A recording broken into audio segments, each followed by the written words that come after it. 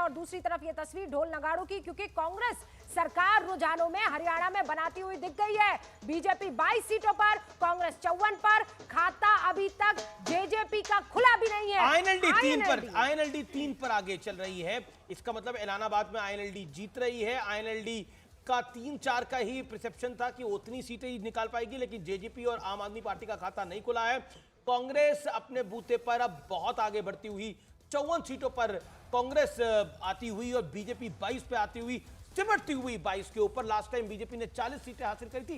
Last time भी अगर हम देखें विज्ञान, तो कांग्रेस सिर्फ 9 सीटों से पीछे रह गई थी, लेकिन इस बार कांग्रेस का कैंपेन हार्ड था। दूसरी तरफ बीजेपी के खिलाफ माहौल था।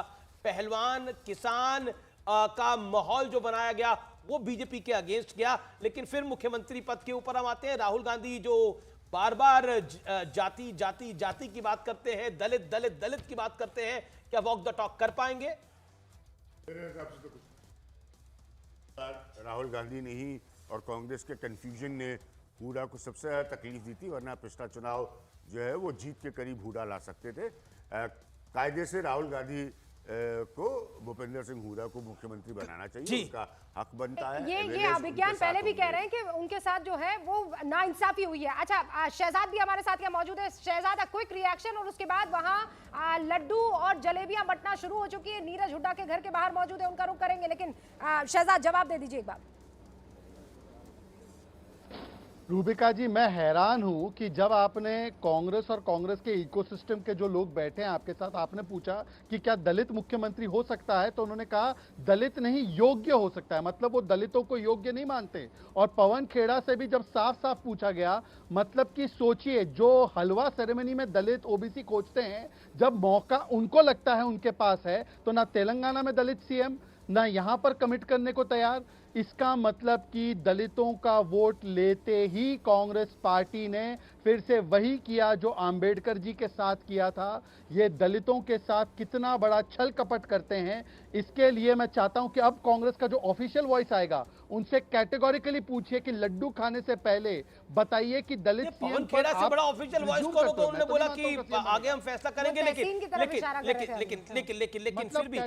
लेकिन बीजेपी का जो डिबैकल दिखाई दे रहा है, बीजेपी का जो प्रदर्शन दिखाई दे रहा है, उसको आपको क्या कहना है? आप कांग्रेस के घर में झांक रहे हैं, वो दलित मुख्यमंत्री बनाते हैं, जाट बनाते हैं, लेकिन जो बीजेपी का डिबैकल है वो कितना बड़ा है?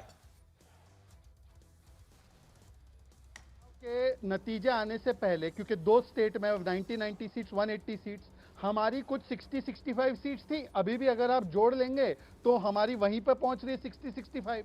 तो मुझे लगता है कि ना हम पहले से कम हुए हैं, हम वहीं इस समय हमारे साथ नीरज है, हमारे संवाददाता। नीरज, इस समय क्या अपडेट है कांग्रेस ऑफिस से?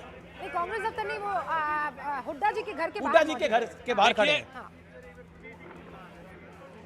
देखिए, हम इस लगातार जो है सैकड़ों कार्यकर्ता और समर्थक इस वक्त पहुंच के आपको यहाँ की तस्वीरें दिखाना चाहते हैं। तमाम लोग, हर तरफ समर्थक मौजूद हैं और कुछ समर्थकों से बातचीत करते हैं। आप बताइए, कांग्रेस ने बहुमत का आंकड़ा पार कर लिया रुझानों में। 75 पार, कांग्रेस 75 पार, बीजेपी जमुना पार। आप बताइए। 75 पार, और चौधरी भूपेंद्र सिंह, भाई दीपेंद्र सिंह की मेहनत से लोग इनसे प्यार करते हैं, इनकी वजह से ये 75 पार हो रही है। हरियाणा भी जीतेंगे, जम्मू भी जीतेंगे, इसके बाद महाराष्ट्र भी जीतेंगे। मुख्य बिरादरी की सरकार आ रही है, 36 बिरादरी की सरकार। मुख्यमंत्री कौन बनेगा? मुख्यमंत्री तो आप सुन रहे हैं कांग्रेस के कार्यकर्ताओं को, 36 बिरादरी की सरकार आ रही है। कांग्रेस 75 पार है और बीजेपी जमुना पार है। बड़ी जीत की ओर कांग्रेस आगे बढ़ती हुई। राहुल गांधी के चेहरे पर चुनाव लड़ा और सीधी लड़ाई के अंदर इस समय बीजेपी से ट्रेंड्स में आगे बढ़ती हुई दिख रही है कांग्रेस पार्टी। राहुल गांधी के लिए, कांग्रेस के लिए एक बड़ा बूस्टर डोज है, इसमें कोई दराय नहीं है। इसके बाद महाराष्ट्र के चुनाव है, झारखंड के चुनाव है, उपचुनाव है, कई बहुत इंपॉर्टेंट होगा। हमारे साथ रिफत जुड़ रहे हैं सीधा श्रीनगर के लाल चौक से। रिफत, श्रीनगर में क्या होने वाला है? अगला मुख्यमंत्री कौन होने वाला है? लाल चौक में तो नेशनल कॉन्फ्रेंस आगे चल रही है, बीजेपी को बड़ी उम्मीदें थी। मैं आपको बता दूं कि मैं इस वक्त SKICC श्रीनगर में हूं। यहां पे काउंटिंग हो रही है श्रीनगर की 8 सीट्स की, लेकिन जिस तरीके